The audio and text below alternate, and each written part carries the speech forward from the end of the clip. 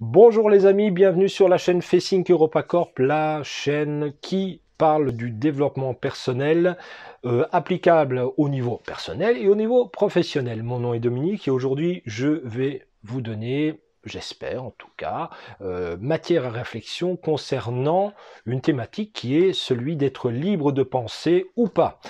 Alors, est-ce que je suis libre de penser? Voilà, c'est une question où il y a encore quelques années, je vous aurais répondu, bah oui, tout à fait, moi je suis libre de penser, hein, il n'y a personne qui me dicte ma façon de penser. Et puis, en y réfléchissant un peu, en glanant des informations tout au long de mes formations, de mes livres, mais aussi de mes expériences, je me suis rendu compte que bah non, pour moi, donc là je parle pour moi, je parle pas pour vous, si ça se trouve vous êtes complètement dégagé de ça, mais moi en tout cas je me suis rendu compte que non, je suis pas libre de penser du tout. Dans l'absolu, je suis libre de penser, mais dans les faits, je ne suis pas réellement libre. Pourquoi? Je prends un exemple. Est-ce qu'aujourd'hui, à votre avis, j'ai eu le choix de m'habiller comme je me suis habillé, de choisir mes vêtements? Vous allez me dire, bien sûr tu as eu le choix. Hein. Ce matin, tu as ouvert ta garde-robe et puis tu prenais les vêtements que tu voulais. Oui, mais est-ce que je ne suis pas d'une certaine manière influencé par ma culture? Par exemple, si j'étais en Afrique, est-ce que je m'habillerais de la même manière? Si j'étais au Maroc, est-ce que je m'habillerais de la même manière? Et donc, réfléchissez à ça. Est-ce que vous, aujourd'hui, selon l'endroit, évidemment, où vous vous trouvez, est-ce que vous avez choisi réellement vos vêtements ou est-ce que vous avez les vêtements qui sont en vigueur, les vêtements de rigueur, dans l'endroit, dans le milieu où vous vous trouvez? Personnellement, je pense que moi, je m'habille selon les facteurs qui m'environnent. Et donc, si je suis belge, bah, ok, je m'habille à la manière belge, française, etc. Ok. Et donc, pour moi, il ne fait aucun doute que je m'habille en fonction d'une forme de dictat. Mais donc, oui, je réfléchis, mais avec des paramètres donnés. Alors vous allez me dire, oui, mais bon, ok, et quel impact? Ben, quel impact? C'est que si j'y réfléchis si je réfléchis un peu plus loin, la culture, c'est pas uniquement le pays où je vis, c'est aussi, par exemple, les parents que j'ai. Ils me donnent aussi une forme de culture, bien sûr, hein, une culture sociale, pardon. Voilà, il y a une culture sociale qui est là. Les écoles que j'ai pu fréquenter m'ont donné aussi. Croyez-vous, par exemple, une école privée ait forcément la même philosophie qu'une école, par exemple, catholique? Peut-être, peut-être pas. Les sections que j'ai pu choisir, est-ce qu'elles ont pu m'influencer? Est-ce que, par exemple, il y a une culture, il n'y aurait-il pas, pardon, une culture relative au monde social, une culture relative aux sections plutôt artistiques, une culture relative plutôt aux sections de l'ingénierie? Est-ce que tout ça, ce ne sont pas des cultures? Est-ce que lorsque je choisis, par exemple, de parler le latin grec, est-ce que c'est exactement la même culture que si je choisis maintenant la section économique? Vous voyez tout ça, toutes ces cultures, on croit qu'elles ne nous influencent pas, mais en réalité, elles nous influencent énormément. On croit que nous l'avons choisi, mais nous l'avons choisi sur base de quoi? Voilà. Alors, là aussi, vous pourriez me dire, oui, d'accord, tu parles au niveau culturel, et qu'est-ce que ça change? Ben, si je pousse encore un peu plus loin, je me dis, ok, est-ce que j'ai réellement choisi la manière dont je me nourris? Alors, on pourrait me dire, ben, bien sûr, tu as choisi la manière dont tu te nourris, puisque c'est toi qui fais tes courses, etc., donc tu choisis. Oui, mais est-ce que j'ai pas été influencé, par exemple, mes goûts, quand je sais qu'un enfant, déjà à partir de 6 mois, peut être influencé par les goûts de sa mère, c'est-à-dire par ce qu'ingère sa mère? Je me demande si mes goûts ne sont pas influencés par ceux de ma mère. Et puis je me demande aussi si je ne suis pas en train de reproduire un certain type d'alimentation que mes parents m'ont donné. Évidemment, il y a certains goûts qui sont quand même déterminés par le choix éducationnel, nutritionnel de mes parents. Alors, vous pourriez me dire, oui, mais tu peux réfuter tout ça. Ah, bien sûr, par exemple, moi, dans mon cas, j'ai fait des études, notamment, je me suis mis à étudier la nutrition, la naturopathie, etc. Donc, les aliments, je les considère d'une autre manière que mes parents, mais malgré tout, ce qui m'en reste pas quelque chose. Voilà. Autre chose, peut-être, ma relation à la santé. Mais oui, je sais pas, je suis pour la médecine classique, contre la médecine classique, j'arrive à associer les deux. Voyez, tous ces paramètres font que nous faisons des choix. et que ces choix peuvent avoir une grande répercussion dans notre vie, bien évidemment. Vous pourriez me dire, pas du tout, ça n'aura pas une répercussion dans notre vie. Et bien sûr que si. Par exemple, si je choisis, parce que j'ai reçu un peu une forme d'éducation comme ça, si je me dis, mais tiens, je pourrais choisir pour mes enfants le réseau privé, puisque lorsqu'on paie quelque chose cher, eh bien, en règle générale, on a une meilleure qualité. Donc, je pourrais très bien ne pas me poser de questions et dire, mais tiens, je vais envoyer mes enfants dans le réseau privé. Alors vous allez me dire, oui, mais qu'est-ce que ça change? Ça change que d'abord, je leur donne une culture particulière, et alors j'ai rien contre le privé du tout, hein, du tout, du tout. Et dans le privé, il y a aussi toutes des façons de voir les choses. Mais si ma motivation, c'est ça, sans forcément avoir réfléchi, alors que peut-être hors du privé, il y a peut-être des écoles totalement valables, avec des programmes totalement valables, des professeurs qui sont aussi tout à fait valables. Mais si mon choix d'emblée se porte sur une école privée parce que dans ma tête, dans mon raisonnement, imposé d'une certaine manière, le raisonnement est le suivant, c'est ce qui coûte cher est forcément de qualité. Donc dans l'éducation, si tu payes cher, c'est forcément de qualité. Et dans une certaine manière, je peux choisir ce type d'école et envoyer mes enfants. Alors, quelle est la répercussion? Par exemple, il y a une répercussion économique, fatalement. Il faut pouvoir assurer ça, clairement. Donc, est-ce que ça a un impact? Bien sûr. Chacune de mes décisions aura un impact sur ma vie, mais sur celle des autres. Donc, je pense que nous avons tous intérêt à réfléchir sur la manière dont on nous a éduqués. Est-ce que vous êtes pour ou contre la vaccination? Quelle est votre réaction face au coronavirus? Tout ça, eh bien, il y a une partie, très certainement, qui est déterminée par votre culture.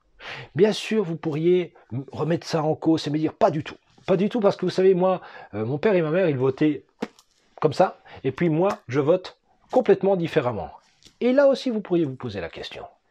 Est-ce que réellement c'est un choix réfléchi? C'est-à-dire que vous avez décortiqué tout le programme politique de A à Z et vous dites, ça me correspond complètement. Je n'ai aucune argumentation qui va à l'encontre de cet idéal politique, ou bien vous l'avez fait tout simplement parce qu'il fallait se démarquer de vos parents, ou encore parce que le vote de vos parents pour voilà l'allégeance de vos parents à un parti était à ce point pour vous insupportable que faute de mieux vous avez choisi un autre parti. Réfléchissez un peu à cette question. Voilà, encore une fois, c'est un petit exercice finalement d'intégration et de réflexion sur soi-même. Imaginons que vous arriviez à la conclusion comme moi que finalement je ne suis pas forcément un libre penseur. Vous pourriez me dire, mais alors si je ne suis pas libre penseur, ça veut dire quoi? Ça veut dire alors que je ne peux pas changer. Si.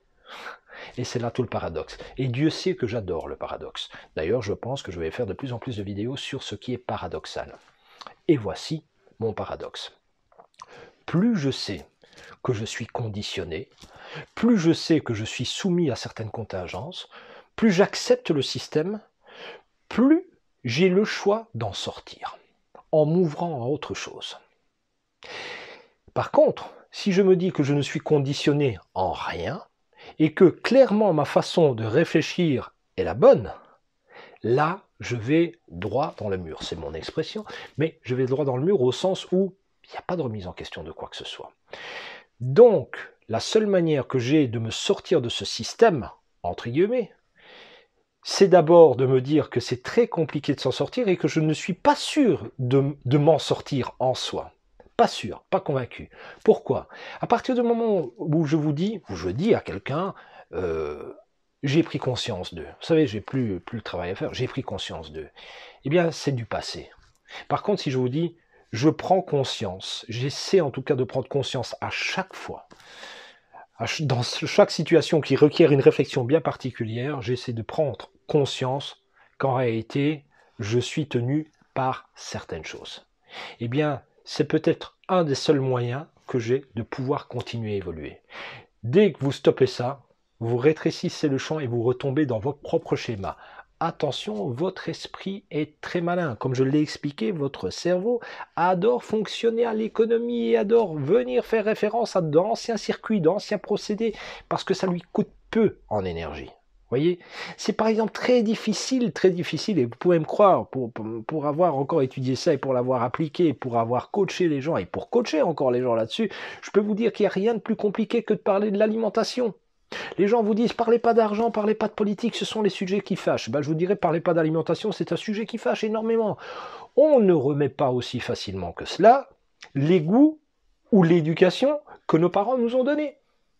Pourquoi? Mais parce que ce serait presque faire volte-face par rapport au groupe social qui nous a élevés. Et ça, c'est extrêmement compliqué.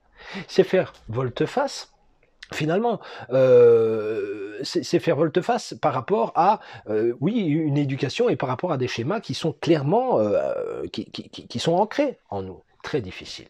C'est très difficile de se regarder en face, de regarder les choses en face, très très compliqué. Et donc, bien souvent, on préfère un peu noyer le poisson, et moi ça m'arrive très souvent, où je me dis, encore un système d'esquive, je m'en rends compte.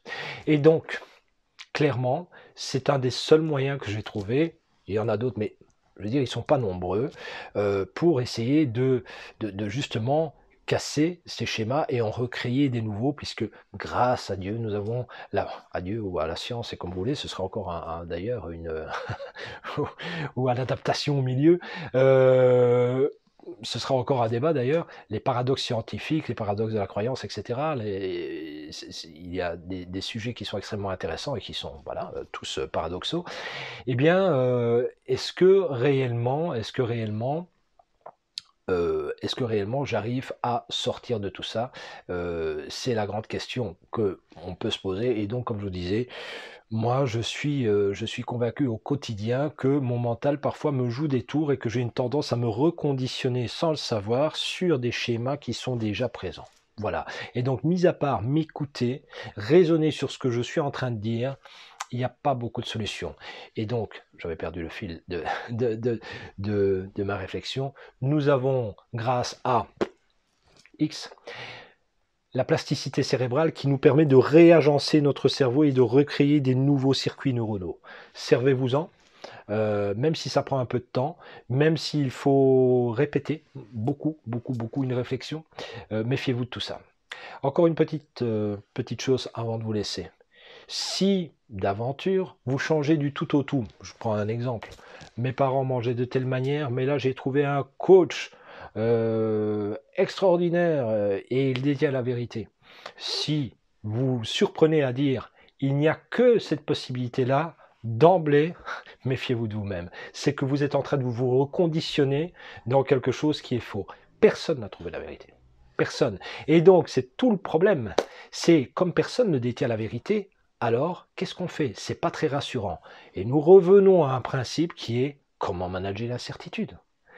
Donc, je vous laisse sur cette réflexion, et d'ailleurs, il y a une vidéo sur comment manager l'incertitude, en tout cas des pistes.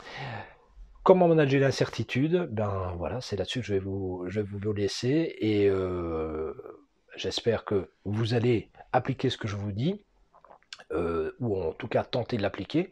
Pas sûr que je l'applique tous les jours, moi, mais j'essaie de l'appliquer. Et puis, vous pourrez me dire si clairement ça a joué un rôle dans votre vie, si ça vous permet de voir les choses autrement, si ça vous permet de vous ouvrir sur autre chose. Et si ça vous permet aussi d'avoir un autre type de rapport avec vos proches. Voilà, ça ce serait intéressant. N'hésitez pas à laisser vos commentaires, n'hésitez pas à liker cette vidéo si elle vous a plu. Voilà, je vous dis à bientôt pour une nouvelle vidéo. Ciao, au revoir.